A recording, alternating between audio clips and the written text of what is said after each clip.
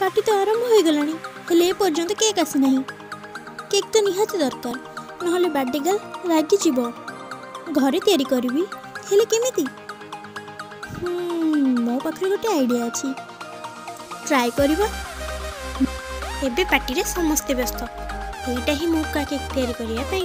हेले केक तैयारी पई तो बहुत किछि सामान दरकार मो पाखरे तो किछि भी नहीं। गोटे नुआ आइडिया ट्राई करबा। चॉकलेट रे केक तैयारी करबा डेकोरेट भी सितरे करबा। ट्राई तो करबा निश्चय। मो पाखरे तो एति ही सामान अछि एही सामान रे देखबा केक तैयारी हे पारुछि कि नहीं। आसंतु आपण माने भी देखंतु मो मोर आइडिया को आपण मान सहित शेयर करछु। जदि आपण मान को मो आइडिया भल लागुछि तो प्लीज मो वीडियो टी को लाइक करते तेबे चलंतु वीडियो टी को स्टार्ट करबा।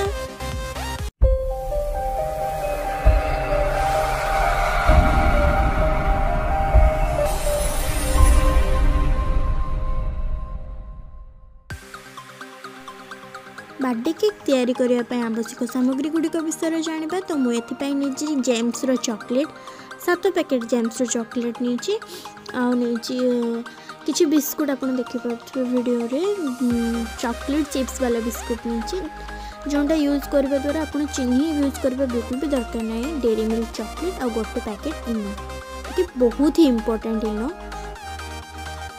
मुझे गोटे कप क्षीर नहीं पाखापाखि छोट कप्रे आपण 2 ରୁ 2.5 कप क्षीर ए व्यवहार कर।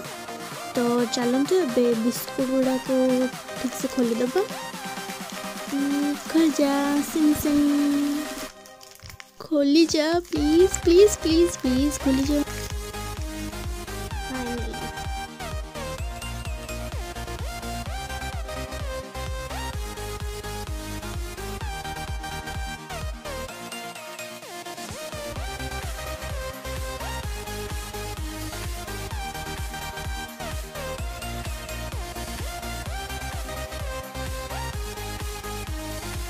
बिस्किट को ये भाव आप भांगिकी ने जहाँफल भल भाव ग्राइंडर ग्राइंड हो।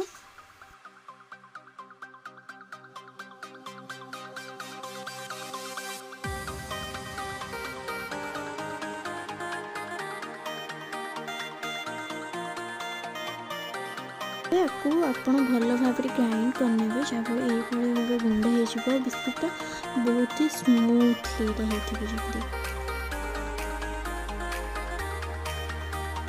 एबे धीरे धीरे करके बिस्कुट गुंड रे आम क्षीर ऐड करबा। मोर ये पाखापाखि 2.5 कप क्षीर व्यवहार होती 6टा बिस्कुट रे 6टी 5 टंकार बिस्कुट रे 6टी 5 टंकिया बिस्कुट मैं आनी और से 5 टंकिया बिस्कुट रे मोर 2.5 कप क्षीर व्यवहार होती।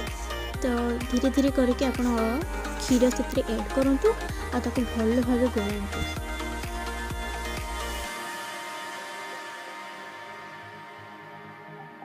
गैस ऑन करके से गोटे प्रेशर कुकर मु बसी नहीं। प्रेशर कुकर रे मु अल्प किसी बाली देसी बाली जगह आपण लुण भी यूज करें। लुण कि बाली किसी भी यूज न कले चलो। स्टैंड हिसाब से गोटे बाटी बसी नहीं बहुत ही सिंपल तरीके मु केक तैयारी कर निहाती करेंगे जदि आप किसी भी सामान नहीं। तेज मुझे केक पाई जो बाटी यूज करी ता देहर अल्प घी नहीं कि बसई देती प्रेशर कुकर रे। एबे हमें जो बैटर तैयारी करथिले से बैटर रे हमें गोटे पैकेट इनो को भल भाव गोले नेबा। बैटर को चाहिए आप 15 मिनट रेस्ट भी दे पारिबे नहले भी आप जदि सांगे सांगे तैयारी करिया को चाहउछन त सांगे सांगे भी तैयारी करि पारिबे। एबे बैटर टी को हमें गरम हो जाइथिबा गिन्ना रे दे देबा।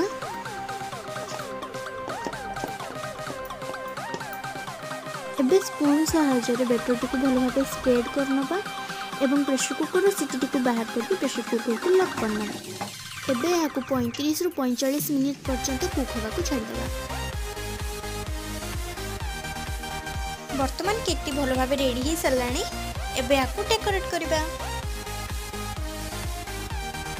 डेकोरेशन पाई जेम्स चॉकलेट मुनीची केक को अधिक टिके शाइनी लेयर देवाई मुझे 3टी डेरी मिल्क चॉकलेट यूज करी जोटा कि मेल्ट कर हेले तार वीडियो मु करि पारिनी सॉरी। तो मुझे कही दूसरी बहुत ही सिंपल आप गोटे बाउल रे डेरी मिल्क चॉकलेट को सब भांगिकी नहीं नियंतु ता देहर अल्प पानी दी ताकू बॉयल करंतु ताकू बॉयल हो जिबा परे ताकू स्पून किंबा नाइफ साहाय्य केक ऊपर भल भाव स्प्रेड कर दियंतु।